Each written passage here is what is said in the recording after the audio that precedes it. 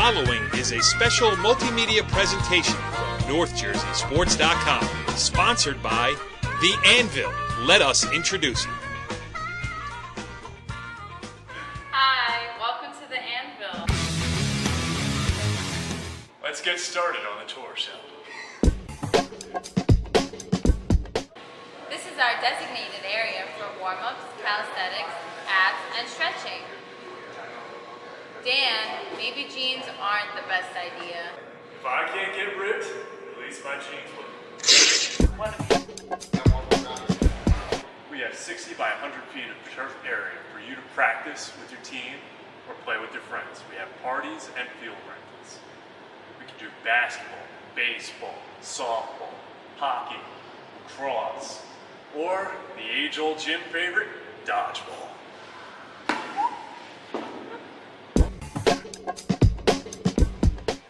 Here at The Anvil, we like to cater to all of our clients, even those who are not currently working out, especially the moms.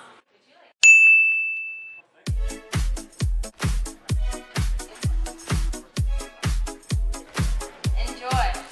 Thank you.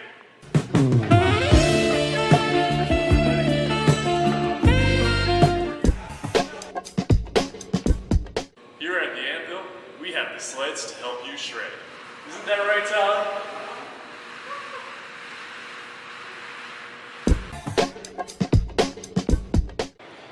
Here at The Anvil, we make dreams come true.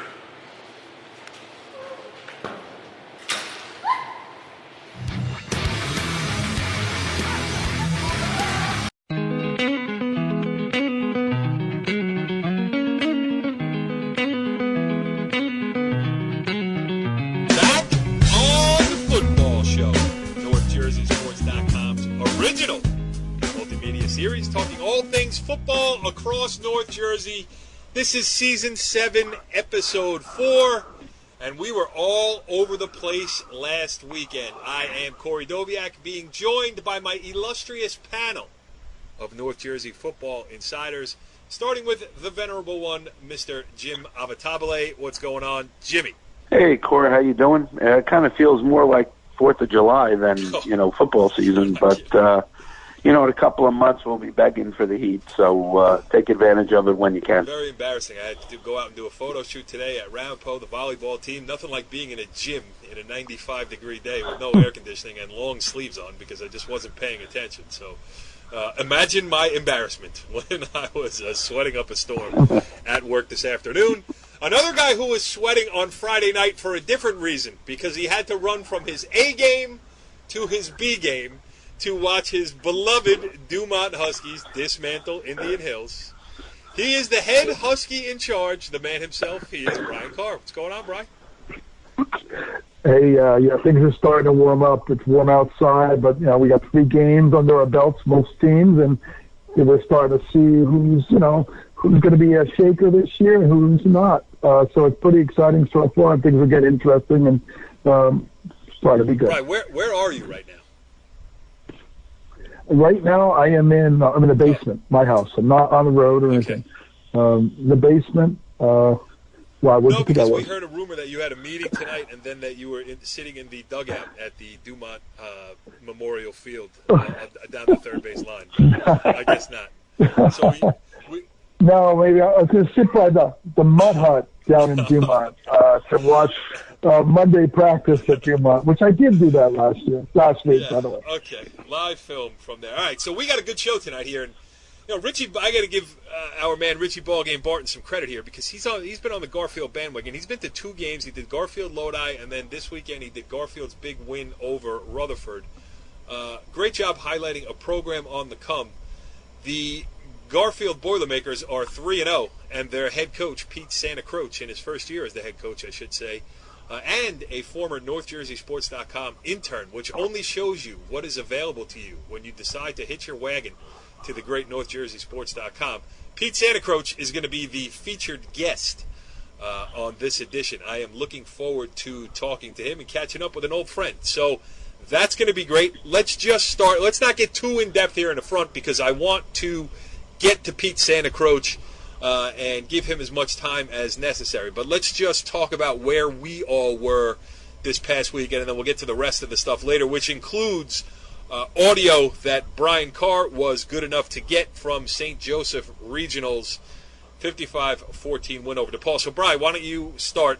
You can start with that game or whatever else is at your leisure, but we'll save the audio portion of it for after we talk to Pete.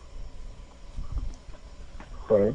I think, looking at the Publics, we like the Publics, and the Folk Hills, they're going to get to them. We're going to see a lot of them, but got to go over Friday night to see Pascack Valley. Pascack Valley is, down last year, 3-6, and this year now 3-0 already. They look up and coming, so very good team there. We could talk about that later. We did jump over and we saw Bergen Tech, who we had on the show last week, Ryan Lynch. We saw them play. A disappointing loss for them. We saw them against the East Side Ghost. So let's see them. And then made it up to Montvale to see the big boys play at the Catholic schools with Joe and DePaul. Joe is just too much. Has too much for, they have too much for a lot of teams this year, but we'll get to that. They're going to have to, start getting into the Bergens and the Peters and the Paramus Catholic, but they really dismantled DePaul on this particular day, 55-14, like you mentioned.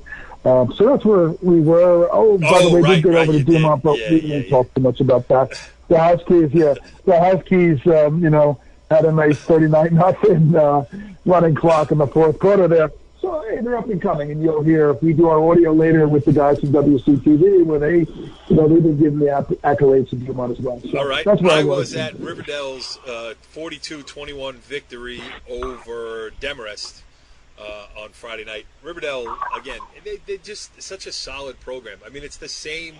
If you didn't know, and you don't know because they wear helmets, and the numbers, they don't have names on the back of the jerseys, and the numbers are interchangeable. I mean, it just looks like the same Riverdale team. They do the same things. But they don't beat themselves. They don't turn the ball over in big spots. They flip the field. They play fundamental, and they just, even Demarest scored. It was 21-7 at the half. Demarest comes back. They scored 2 touchdowns out of the gate in the third quarter to make it 21-21, and then Riverdale flips the switch, scores the final 21 points of the game. Jack Gillies, the quarterback, made some big plays down the stretch. Another good win for Riverdale. Just the one thing that I do want to share, and not too in-depth, is that the disappointing injury to Northern Valley Demarest linebacker / tight end Jack Matola, he who is committed to University of Albany. Now, it's late second quarter, a knee injury, and I am not in the business of diagnosing high school athletes' injuries. All I can say is it did not look good when they carted him off in the golf cart and up to the locker room, and he did not return for the second half of play. So, I haven't followed up because it's none of my business, a high school athlete's health. But, if they lose him, that's going to put a crimp in Demarest's plans. Not that they can't overcome it, but I just wanted to mention that, too, because he's a good kid. I've gotten to know him over the years, and speedy recovery if that is what is necessary. Jimmy, where were you? Friday night at Old Tappan to watch Wayne Hills coming in off a big rivalry win against Wayne Valley. And I'll tell you what, it was another workman-like victory for Old Tappan. You mentioned injuries.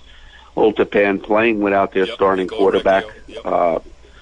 Their second-team kid came in. I forget his name, unfortunately. I apologize. Came in, did a great job at directing the offense.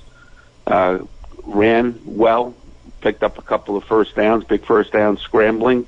And I tell you what, great job by the defensive line of Old Tappan, who totally shut down Wayne Hill's running game. And, not so many people have done that in the last 20, 25 years. And, they came out they were up 17-0, and, Wayne Hill scored a meaningless touchdown towards the end of the game. But when you look at Old Tappan, and we talked about it earlier off the air, the schedule that they're playing, it's a vicious schedule. You talk about Northern Highlands, Ridgewood, Wayne Hills, Ramapo. This week is Pascack Valley, then Union City at Union City, then Wayne Valley.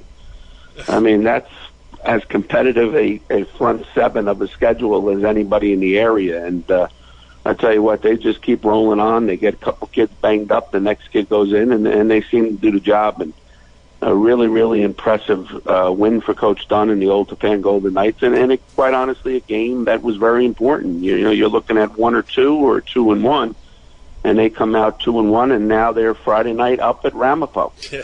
So you know, they could be a 5-3, you know, type of team, and still have an opportunity to win a state championship with that schedule. Yeah, no, you're absolutely right. And, you know, take the part that I'm an Old Tappan homer out of the equation, which, you know, I have been accused of in the past, and really I'm still looking for an argument to try to fight that one.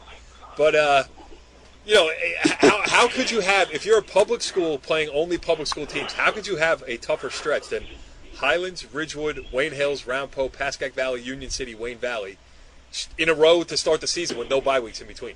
I mean, it's crazy. No, it's absolutely crazy. The only other team I think that could rival that is Riverdale. As we know, Coach Nymphis will play anybody, any place. You know, Westwood, Parsippany Hills, who came off a big win against Paramus, at Demarest, at Penns Grove, traveling down South Jersey, the defending Group 1 state champions down there, 17-game winning streak in their place. Then all you have is Ramapo and then Pascack Valley, Paramus towards the end of the season. I mean, that's another brutal schedule, but these coaches realize that competitive games are what make you better instead of these running clock games, and I give credit to all of these guys that play these schedules. And you know, we hear so often, we will play anyone, anywhere, anytime. It's not hard to find the guys who will play anyone, anywhere, anytime. I mean, you can, you know, especially with now the way things are structured where you can beg out of games. You know, hey, listen, we're not at that level. We can't play that game. You know, we this, we that. You can come up with a zillion different excuses, or you can just go play them.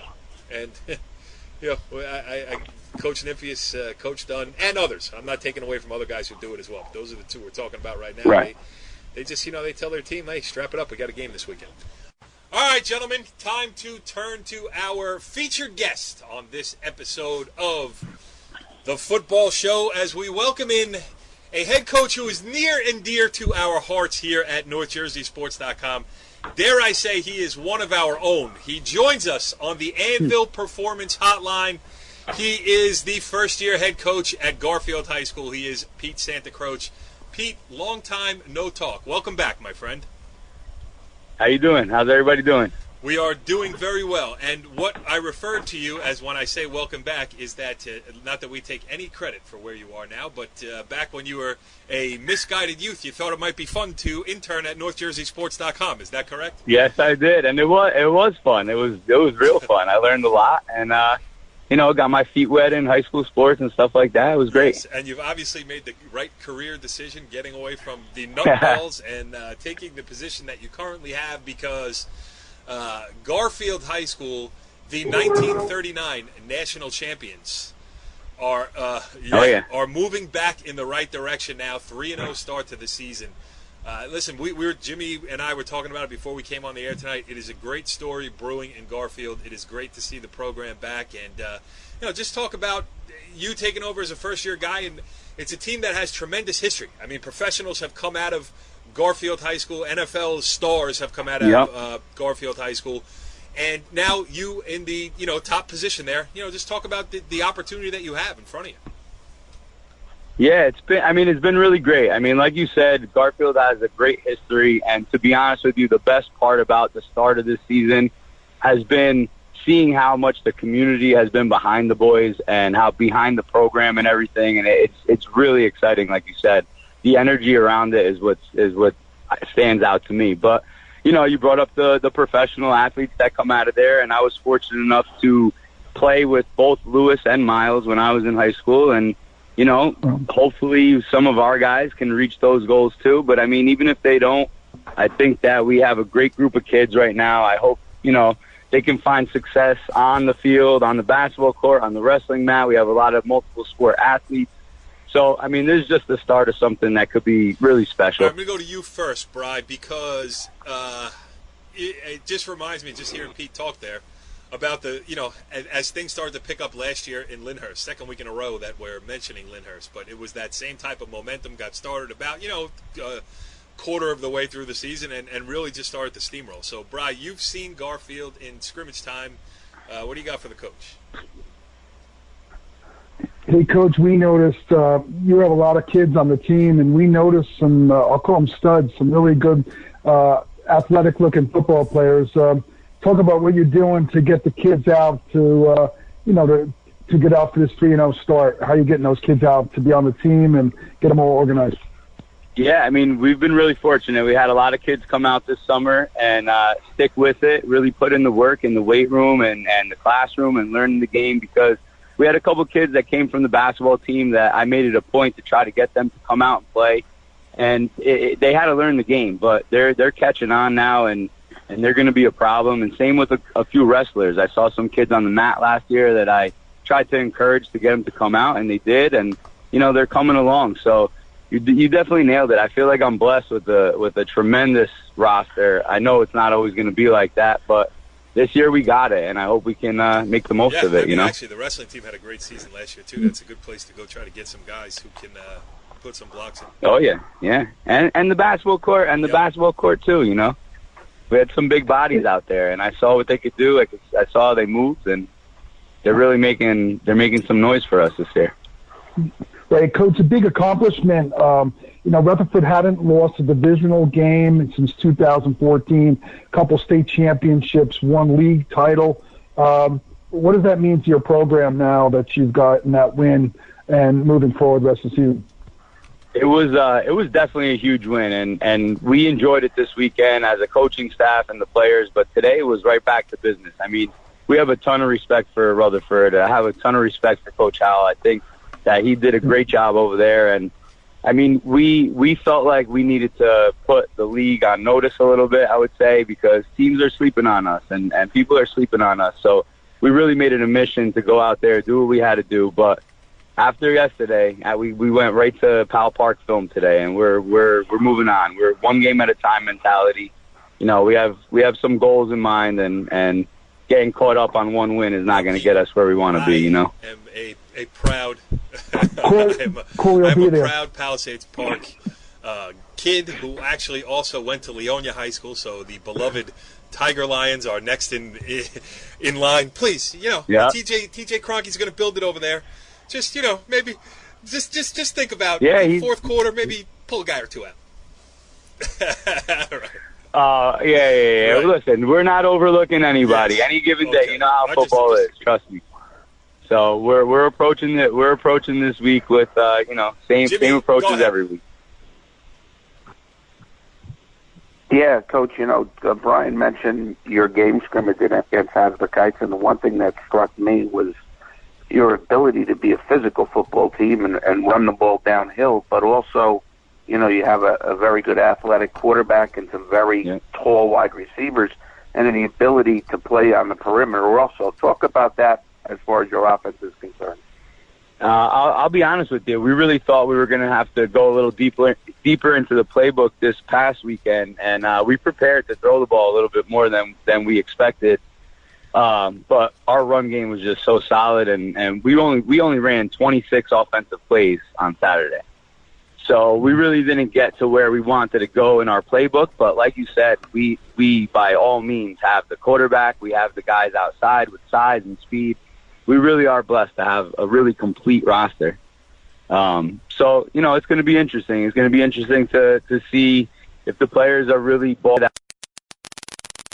We're happy with winning the game, or if it's going to become a thing of we need more than one football out there, But for the most part, as far as it's going, these guys are bought in. They understand when their number's called, it's time to make a play.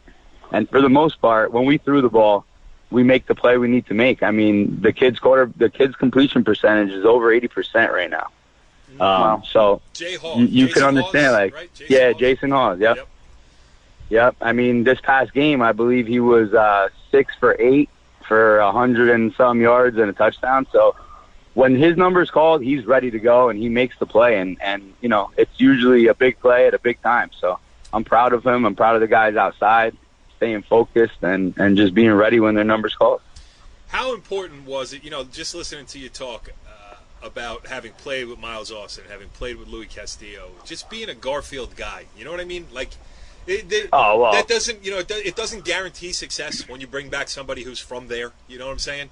But no, I know what you mean, but I think that my passion for this town. It's not just Garfield football, it's Garfield in general. I truly believe that our community is a great place to live, a great place to grow up, and I want our kids to have pride the way we did when we were in high school. And, I think that's starting to happen again. We've had, great turnout, student section at our games. Like I said before, the community's behind us, and it shows the kids what type of town Garfield really is.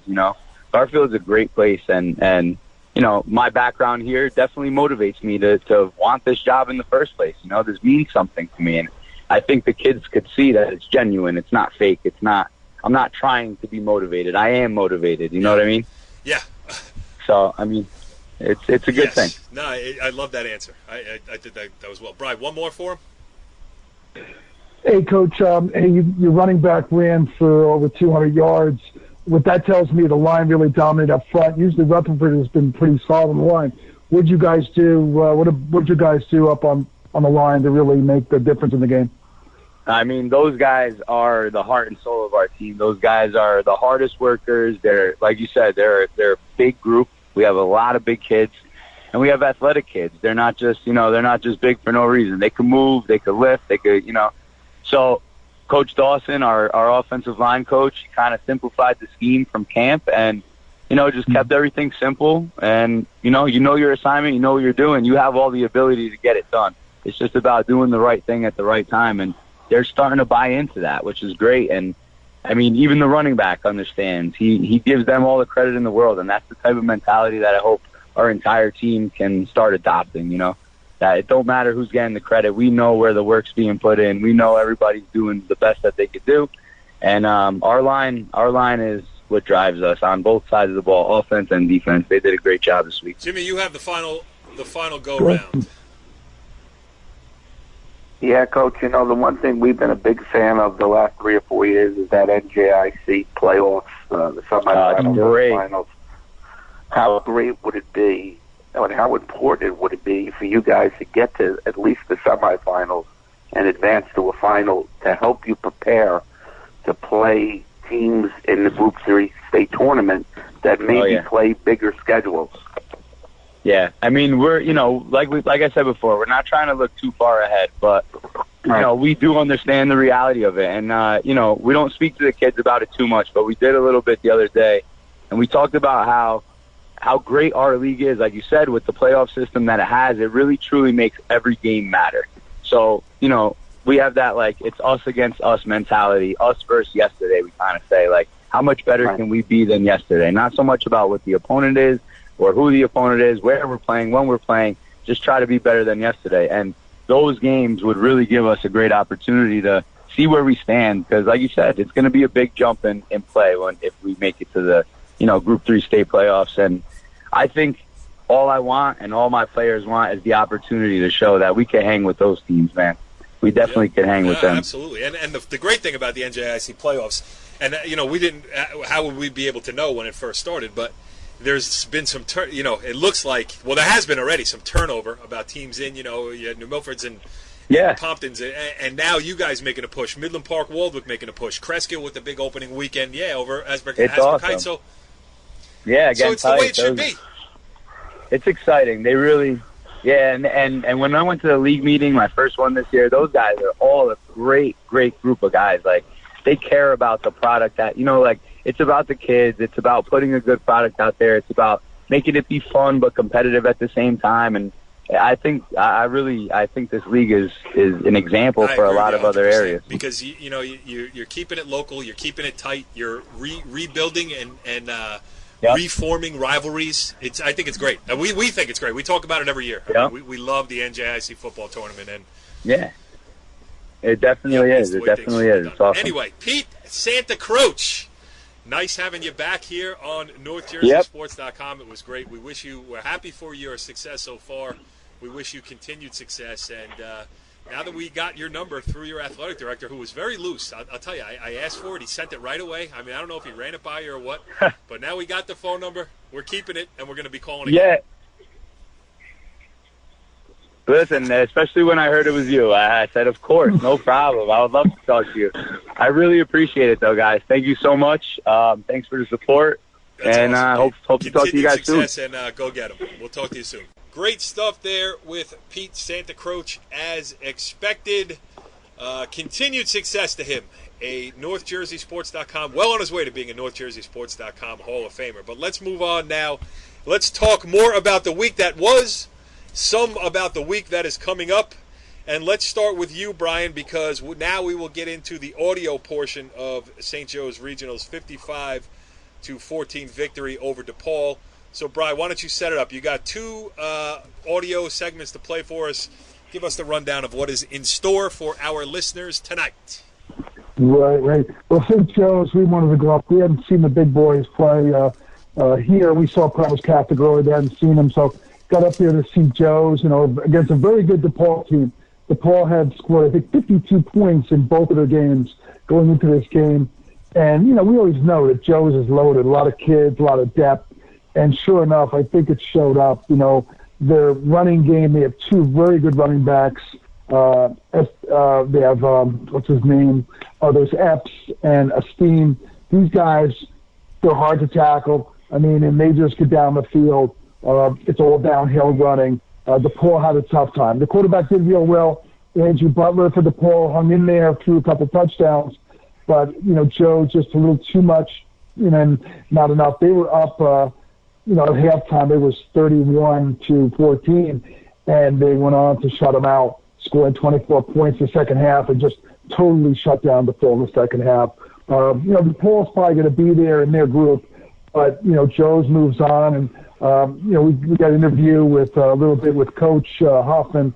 They got a really big game coming up this week against St. Francis of Maryland, a top 10 team who took on Mater Dei out in California, lost to them. So Joe's look solid. They look like a championship team, number one in the state. So it was all you could expect from Joe's going into the next game.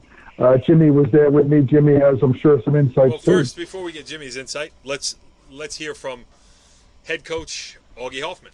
Brian Carr here up at Mount Vale. St. Joe's just dominated DePaul 55-14. Here with Coach Augie Hoffman. Second half, Coach, you guys came back and shut them out in the second half.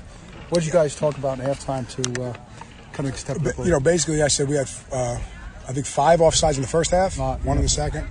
Blown coverages, 2 or 3 pass interference calls. We're allowing them to dictate the terms of the game when we're on defense. That's not acceptable ever. So I said, let's come out. Let's not beat ourselves. Let's make sure we play assignment right football, play fast. And I think our conditioning really kicked in. Our guys are in shape. Right. You guys seem to have more. You have more guys in the bullpen ready to come out and. Listen, they have a lot of guys going both ways, and in this league, it's hard, especially his big guys. His tackles went both ways. It's hard to do. Their safety goes both ways. They're talented kids, but there's no substitute for freshness. Right. In this league. More guys on deck, ready to come out. And all hands on deck. So that's right. You can wear people out. Yep. If you're, Well, next week it's going to be a little tougher. You're up against a really good St. Francis. Mm-hmm. I think I saw them play at California. I think the team from Florida. They played Miami Central on TV. That's the only time I've seen them. They look really good. I have not looked at an ounce of film yet. We're going to trade with them tonight, and we're going to look at what they are. And you got to get an idea of who the guys are, but you want to see them run around. And I'm sure it's going to be a hell of a test for us. No different than when we went down to IMG. No different than we've been to St. Edward. We don't have a problem playing great teams. So let's do it. You think we'll get a lot of fans up here? You think? I hope so. I hope so. If it's if it's really 2 nationally ranked teams, you should have a nice crowd. Everybody should be here. Looks like a good game. It should be, you guys, place to be next Saturday at Montvale. We'll see. We'll see. The doors will be open. Okay, good stuff there, Bri. And now let's get Jimmy Avatabele's reaction, who he was also at the game. So, Jimmy, what do you want to add there? It's amazing. They're very big. They're very talented. They're very athletic. They're very fast. They can throw the ball. They have multiple running backs. And the amazing thing is I don't think they've come close to peaking yet. And if you ask Coach Hoffman, I think he would agree. A little bit undisciplined at times, 5 or 6 encroachment penalties on the defense, a couple of breakdowns in the secondary, some pass interference calls. it's scary to think what they will be if that gets cleaned up. And I know Coach Hoffman actually mentioned it in an interview that we have to clean this stuff up because he knows in the big game against the elite competition, those 5 yards are very important. And but they, in my opinion, they are the favorite. There's no question about that. And they have an excellent kicking game. They lose the shoe. All they do is bring in the leg. And this kid can punt. This kid can pin the ball deep and put it through the end zone. But it seems like they want to pin people inside the 5-yard line and go cover. And, when you have to go 80, 85 yards against a very good defense, it just doesn't happen that often at the high school level. So they are controlling the field position game and starting with a lot of short fields at midfield or in the plus territory, and they like to play action. I mean, they actually hit 2 play action posts early in the game, and they were up 14-0 4 minutes in the game. And, they're just a very, very talented football team. As Brian mentioned, St. Francis in Maryland, and then it's all Jersey the rest of the way. Paramus Catholic, Bergen Catholic, Don Bosco Prep, Seton Hall Prep, and St. Peter's Prep to close out the season. So, yeah, as we keep saying, the non-public's just starting to get ramped up here. We will get deeper into it as they start banging heads with each other. But Brian, just set up what Larry and John had to say after this game, and then we'll play their take. Yeah, I think Larry and John agree. That it's they're just so strong up front. The running game just dominated. And like we said too, Jimmy mentioned they got to clean up some of the penalties of first half. A few penalties they clean up, and they can really roll. So, but Larry and John, we going to want to talk about a bunch of different things. A little Westwood, Paramus Catholic, the meatball game, a little Dumont, Westwood. So we got into a whole bunch of things and letting them guys just talk about what they're seeing, what they're all right, how so they're seeing things. Without further ado, our friends, John Francola, Larry LaFreary, I would say the odd couple, but they're very similar when you think about it and you listen to them talk too. So our boys at WCTV with their take. We should make this a weekly segment, but this week's take on high school football with John and Larry. Here it is. We're here on the field at St. Joe's with John and Larry from WCTV. They did the game today. Pretty dominating win for St. Joe's, 55-14. They basically shut them out in the second half. What do you think? Who wants to go first, John? Larry? Which one, John? It makes no difference. I mean, this was a game that initially looked like it was going to be one team would score, next team would score. Adjustments were made by the St. Joe's team. The defense played outstanding. Estime Mucho, the new song. You ever hear that song? Right, okay. That's his call card. Estime had one hell of a game. Mm-hmm. The 69-yarder was fantastic. Oh, Go ahead. Epps also had 2 TDs, some big runs. He ran pretty hard too. Andre Epps really ran hard. So go ahead, John. Yeah, Epps we saw last year. It was impressive. A couple of things I take away from this game from St. Joe's point of view. Number one, Alamo, he made 2 throws there that were just spectacular. I don't know if anybody can make a better throw than he made on those 2 throws in the first quarter. Right on the numbers, 1 for a touchdown. I stood there and had my mouth open, and it's tough to keep me quiet. That was great. The second thing is that St. Joe shut the DePaul out. Now, I remember reading and seeing Augie very upset about the last week's game, where he gave up 430 yards, and they had a couple of breakdowns, but that was cleaned up very quickly, and St. Joe settled down and shut this team. DePaul's a good team. They just faced an outstanding team today who's just playing way, way up there. Offensively, run the ball with Estime. They could pass the ball. They got a great offensive line, defensive line. They got great kicking, special teams. They are strong across the board. There's not one area that this team is weak in, and they are going to be a tough team to beat down the line. Yeah, basically 24 unanswered points the second half. They shut them down. Yeah. They did score a field goal right before halftime, but so it's 27 unanswered points. The way they adjusted, the defense played fantastic for St. Joe. If they play like that, like they played against that offense juggernaut, they're going to beat anybody. They will win the whole thing this year. They are tough. Right now, at the end of September, this team looks like it's just unbeatable. But you never know. I mean, there are other teams down there who are going to get better. But to beat St. Joe's, you're going to have to play your A game, and you're going to have to play it for the entire game. You can't let up. And we'll see. I mean, they play the game, and we'll see what happens. But very impressive. I was impressed with this team when I was with you here in August when they were scrimmaging. And I said, my God, they're strong all over. And they are. They didn't disappoint today. A couple of breakdowns here and there, cleaned up right away. St. Joe's is a team to be reckoned with. And they are number one in the state. And they're number one for a reason. And forget about last week when they gave up 490 yards, etc. This team, if they want to play defense, and once the defense click, nobody's going to score 400 or 500 yards against them. That's for sure. Hey, John, tell us the story about when you guys first started. This is where you guys started, one of your early games you guys did. 1989. 1989. That was the championship game with the That was against St. Peter's. We were young. We were up in the up there, way up on the stop, where Ricky is. And it was cold, and there was no second deck there. There was just the first and the second. And we were up there. And some of the pictures, see John and I, it was November. It was getting dark. We were closing the show. We were literally shaking. The temperature had to be like in the 20s. It was windy. It was just brutal. And it was people ask what's the greatest game you ever did. That's one of them. That one stands out in my mind, that 22-21 victory by St. Peter's over a team like St. Joe's. Exact motive St. Joe's had. They were strong across the board. St. Peter's come in and beat them by a point. And I think that game in a loss was able to get Tony Carr says a lot of players coming to St. Joe's because he saw the family, the father image with Scarlata. When the young man had the helmet down, he was crying. They lost the game. They should have won. That game should have been 99% chance of a win by St. Joe.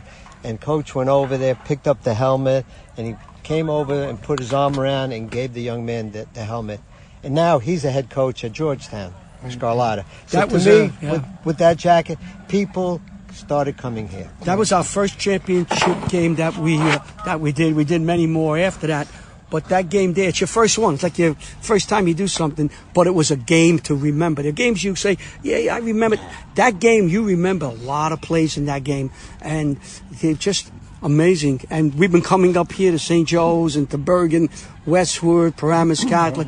We've been coming up here since 89. So what does that make us? 30-something years? 33 years, I guess. Yeah, and we haven't aged a day. Hey, well, back to current events. I don't know if you heard. St. Peter's came back. Bergen had scored with 2 minutes left. We just heard that St. Peter's come back and scored like in the last play of the game, I think, to win the game down in Oradell. Now that's a big win. That's a big win for St. Peter's. It gives them a boost up to do something, to come back like that against a Bergen team at Oradell. I mean, everybody says down in Claven Point they're tough to beat, but to come up to Oradell in that atmosphere, to play Bergen, to be down, to come back and win, says an awful lot to the St. Peter's team and to Henson, the head coach. Right, it should be. They'll come up. They'll play Joe's. I'm not sure if it's here or down there. I think it's maybe down. I think it might be the last game down there. That would be really a monster game. That's a different place to play. They have a way of getting all the breaks at St. Peter's down at that point. It's got to be the coldest place in the world. Rich Hansen could be one of the few coaches still left since we started doing high school football. Off the top of my head, there could be 1 or 2 left, but I'm thinking very quickly, Rich Hansen's still around, and every time we see him, he gets a big smile on his face. He'll be enjoying my wife's meatball sandwich. We'll have St. Peter's and Paramus Catholic. We're doing that. We're going to be doing that. Meatball game. The meatball game. See that? The mind works well, as we get older. You may have to be there for that one. I have to come. And then Paramus Catholic is so far up 3-0 this year, right? So that should be Paramus Catholic's on the upswing this year, and maybe you looked at it earlier based on last year that Paramus Catholic was down, and now you've got they're up now. Yeah. They came back. The young kids are now more mature. Whitehead is doing a fantastic job. He came in, he righted the ship. He had to do what he had to do with certain parts of that program. He started with a foundation. He brought kids in last year, sophomores. They took their lumps. They're juniors now, a lot of them who played last year with a couple of seniors in there. They're big. There's big up front. They're not small. Right. They got some bookend tackles. They run the ball very well. The quarterback is developing. Paramus Catholic, can really stay. If you don't come prepared for Paramus Catholic, you could be surprised very quickly. Oh, yeah. It's not a walk in the park, guys. Right. They can play. Hey, one other thing. Let's go back to hometown. talk about the Westwood Cardinals. Last night they dealt with Ramsey and were able to take care of business there and come out with a win. Well, Cardinals. with the Westwood Cardinals, they got injured, they got hurt, and with a Group 2 school, if you get injured, the replacement is you don't have many kids to replace them. Right. So what Westwood was trying to do, they knew the Dumont game was going to be a tough one, and it was 23-21. Right. They had to get through that game. They had to beat Ramsey. Next week they play Fort Lee. After that game, they have a bye. They hope that once they get past that bye in early October, they'll have everybody back and they'll make their run for the playoffs. And they'll be playing Lakeland. At Lakeland. And the Lancers, a fantastic team, especially there. Well, when you play there, it's tough. There, the temperature could drop 10, 15 degrees. But they can play. You got to have all your players up, ready to play. And that's the key game for them. If not, they may get something in the state, but it'd be maybe 7, 8. Yeah, you want to get a home game in the playoffs if at all possible. This way we can do it. That's Westwood. It's a good team. It's a team that's evolving. I've always said, I said that to Coach Hart. I said, the last couple of years coming here, the team starts at a certain level and it just slowly rises and gets better, plays better, learns the system. The players get involved. They play much better. It seems that every week you progress a little bit every week, and that's what they did. And I think this is what they're doing. So if they can get past Fort Lee next week and then take the bye, I think they're in a very good position. They're in a position to win. It's like a horse coming down the racing. He's at the top of the stretch. He's in perfect position. All he's got to do is run for the marker. Right. And that's what they have to do. They got to run for the finish line. Got to get all those players back. Right, and he's got some great freshmen and sophomores are coming up. The two that came, the 44 and the other young man. Yeah, two freshmen, Dugan and Lundgren. They brought two freshmen up. Their freshman team was excellent, and they were winning, and they needed help, and they brought two freshmen up who held up fairly well against Dumont. Right. Hey, you mentioned Dumont. My Huskies won yesterday. They won 39-0 over Indian Hills. But you guys liked the previous week. You saw Don Barlow caught 3 TDs. Talk about what you saw in that young man. That kid Barlow, in that group where he plays, I don't know who can control him. He's really learning the game, and there were times there was pitch and catch for touchdowns. Yeah. He would run out, they'd throw the ball, and then he caught it. Right. You have to throw the ball to him every series. Right. There's no doubt. The young man's got great hand. He's 6'6". He could run, and he runs great patterns. Throw the ball to him. If they threw in that 8-9 minutes span that they didn't throw him the ball, you could have had an upset against Westwood. Yeah. It could have been. Dumont missed a 2-point conversion. It was the second TD they scored. Yeah. They would have got if they got the 2-point conversion, they would have been tied. And if they didn't get to snap the ball over the kid's head, they could have won that game by 2 points. Right. Dumont's another team a lot like Westwood. But that's the program, not the team. They're getting better every year. You see it incrementally. They're getting the players. They have a very good coaching staff, so they coached up very well. Bird and Rich Kerber from Pascack Valley kid. I think that Dumont's going to make the playoffs. I think Dumont will have north of 5 wins this year. Hey, by the way, they domed Barlow last night. They had a 4th and about 10. They were in Indian Hills territory. They listened to what John had just said. They did throw it up to him. He caught it. Then they go in the next play to score TD. Yeah.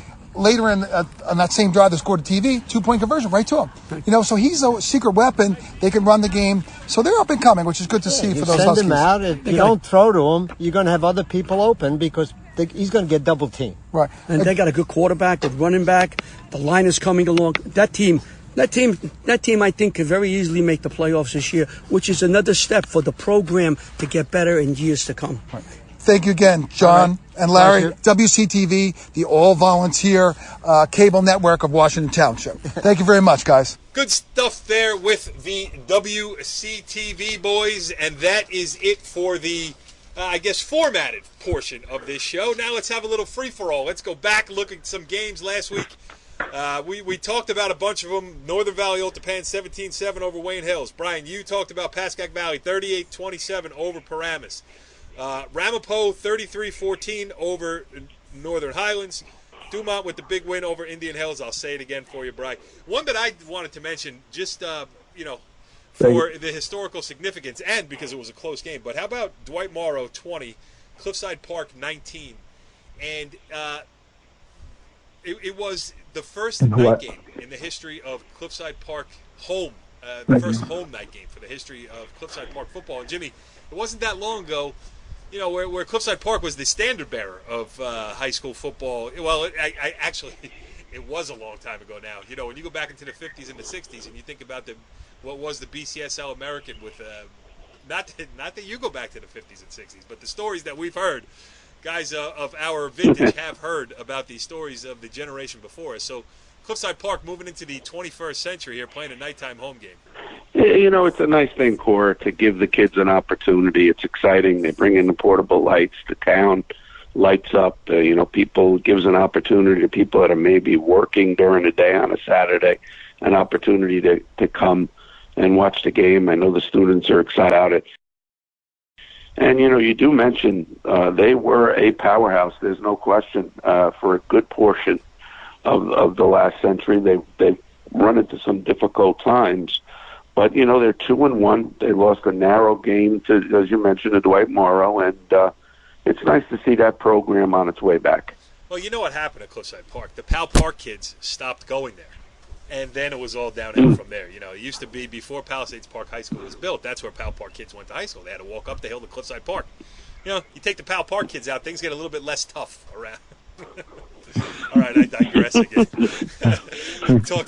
Talk to me after this week's Garfield Powell Park game, and we'll see how tough. All right, a couple other things I want to mention, and I don't really want to mention Glen Rock's 41-7 victory over my beloved Tiger Lions.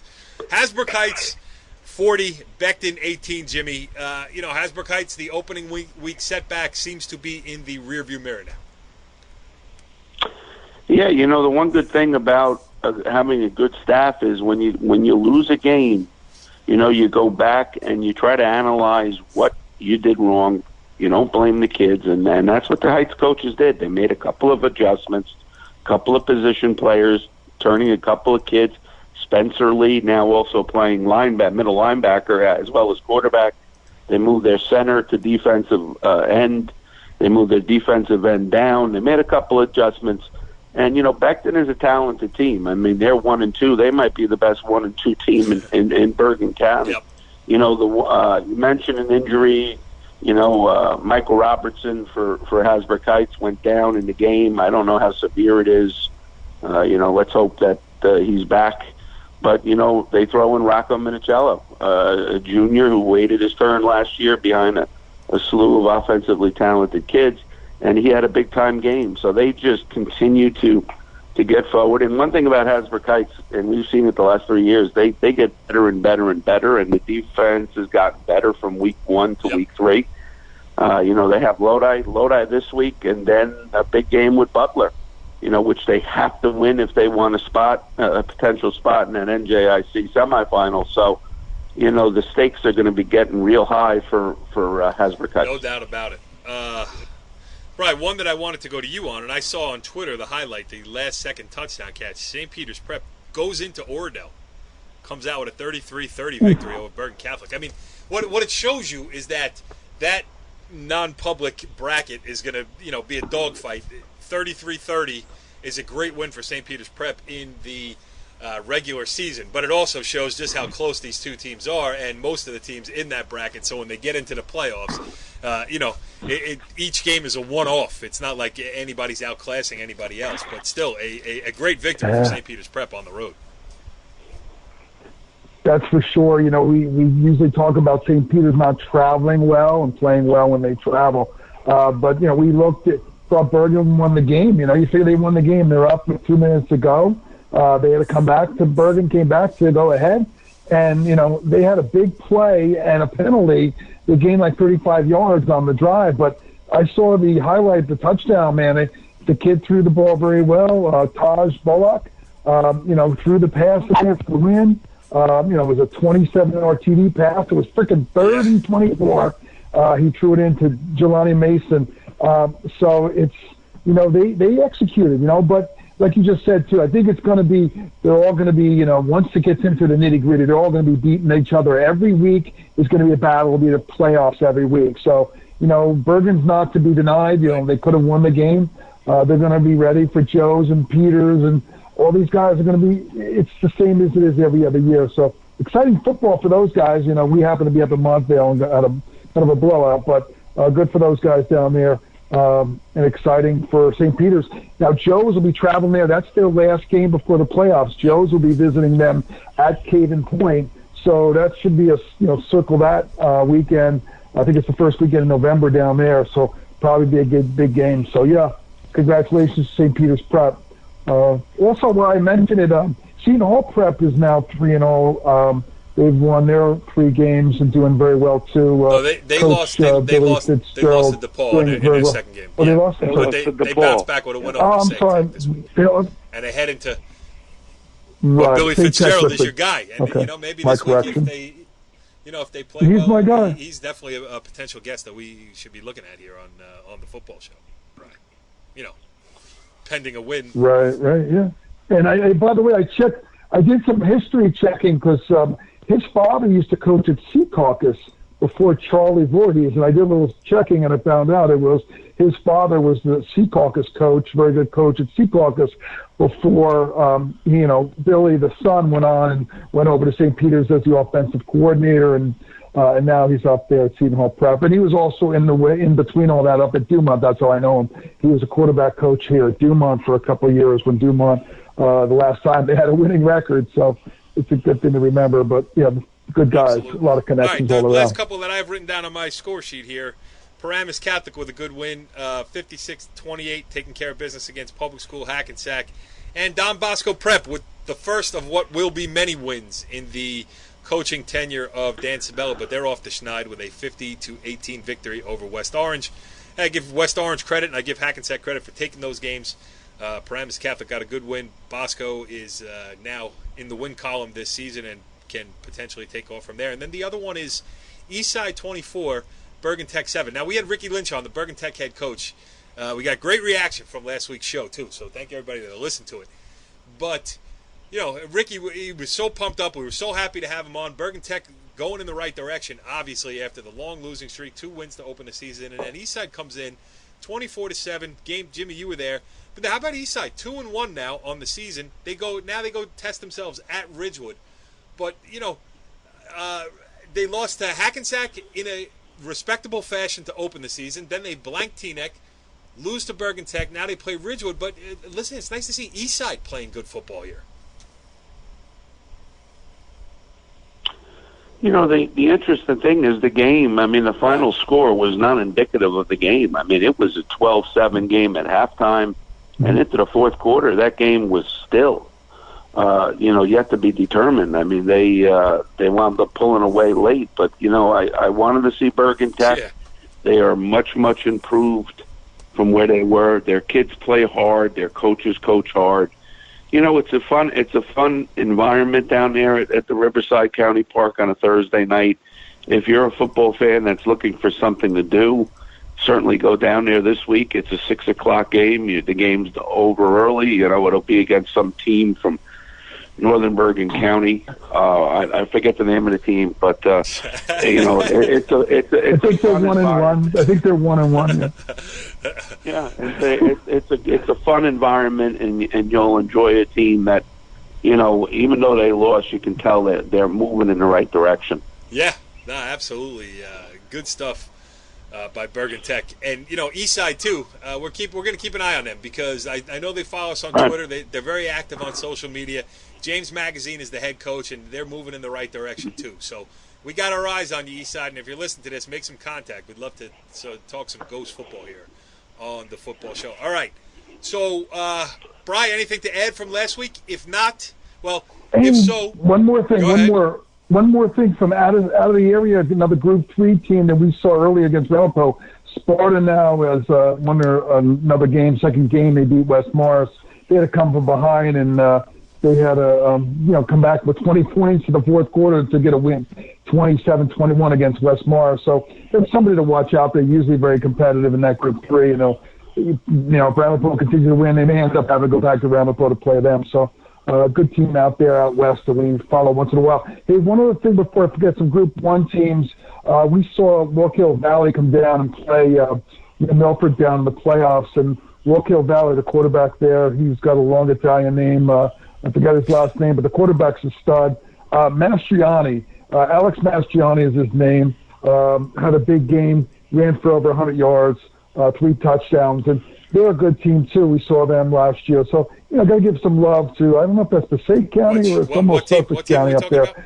Yeah, Walk Hill Valley, and they're in Hamburg. Sussex County. Yeah. Sussex County. So, we got to follow these teams that end up playing some of the teams locally down here. So, but Walk Hill Valley did pretty good. And then also, one of the last one, too, Kittatinny, they have 2 brothers. The guy, son of you saw him, Jimmy, last year. There's the running back is like a bull up there for Kittatinny. He has a brother who's a sophomore, and the 2 of them dominated their game up there at Kittatinny. So we'll have to watch them guys because they're in that Group 2 now. Kittatinny gets involved with Westwood and all these other Group 2 teams we have around us. So some out of the area games for you. Jimmy, anything from last week that we missed? Yeah, I just want to mention, the Emerson Cavos 3-0. 3 impressive wins, an opening season win over St. Mary's, followed by wins against Pagoda and Weehawken. They have a big game this week. A very quiet. Not many people are mentioning that they are playing Wallington, and Coach Barry Blowell's been on the show many times, and we've talked about them. A program that's not blessed with numbers year in and year out. They do a tremendous job. They're 2-1, so big game in Emerson. Could Emerson get to 4-0? Could Wallington get to 3-1? So, going to be interested to see the outcome of that. Also game. in the NJIC, Jimmy, and I'm surprised you didn't mention it. Beckton is home against the Woodridge Blue Devils. Woodridge on a 2-game win streak. Weehawken and Pagoda in the last 2, and then at Beckton. Beckton needs the win too. I mean, whatever. Every high school football team needs a win, but Beckton, they won their opener. They ran the gauntlet of Cresskill and Hasbrook Heights to, as you mentioned, be one of the better 1 and 2 teams, and now with a chance to play down the Route 17 corridor to travel northward and take on Woodridge. I mean, that's an interesting game too, and that's somewhere where I may be on Friday night. Yeah, you get to go down to see Charlie's Chambers. That's what the student section calls himself, for Coach Charlie Trentacosta. Beckton is a talented team. They've had the unfortunate situation like New Milford has, where their field has not been ready for play. I believe it is now. So they're they've been the road warriors. So look for Beckton to make a big run as they go. They have Woodridge, they have Saddlebrook. In the next 2, they will be favorites probably in both of those games, and then a big matchup with Butler at Butler. So it's all in front of Beckton right now. Born Power Index to see who's actually favored in these games, but we'll move on from there. All right. So what are we doing? What are we doing this week? That's what everybody wants to know. Where are we going to be, Bri?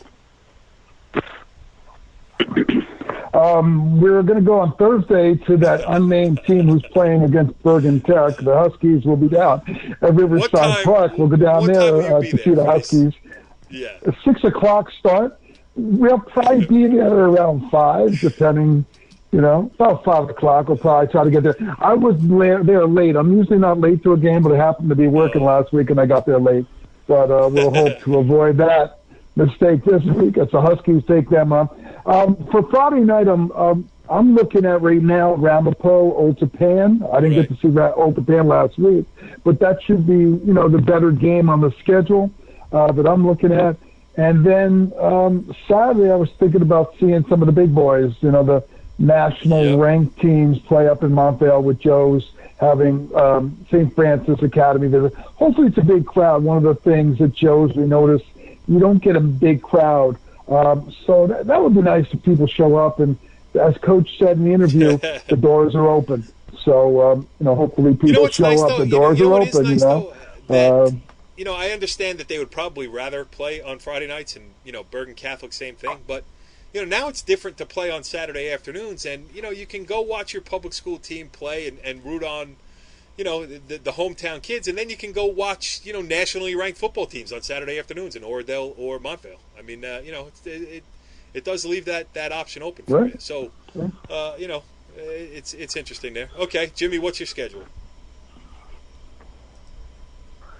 Going to go down to watch Bergen Tech and the Huskies. And, for all you Husky fans, if Dumont's fortunate enough to win, I heard a rumor that Brian Carr will be buying drinks after the game at Lee's Hawaiian Chinese restaurant across the street. I mean, they're getting ready for a big crowd there.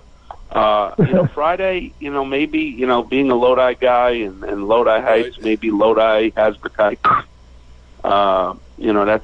That's a game. Saturday, looking at probably St. Joe's and St. Francis. St. Francis has 20-something kids with 1A offers, so that's the type of talent you're going to see.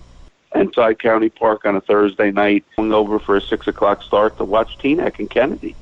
This might be a 4-game week. I might be in a coma come Sunday morning, but just want to take a look at as many teams as we can look at. Yeah, absolutely. Mid-season form for Jimmy. Friday night, I'm still undecided. I'm looking at that Woodridge-Beckton game. That's a possibility for me. I don't know. I want to get out of I've had a lot of sideways business that I've had to take care of in the Northern Valley area, so I'm looking forward to getting out and getting to a game. And then on Saturday, I'm going to see what they got available by the Disc Golf Course in Killington, Vermont, where I will be at the Killington Brewfest on Saturday afternoon. But if I can find the game up there in Vermont somewhere, some 7-on-7 football, I'll be sure to check that out as well. So we will see what we see, and then we will report back to you on this very show next week. We will see you next time on the Football Show. Follow the leader.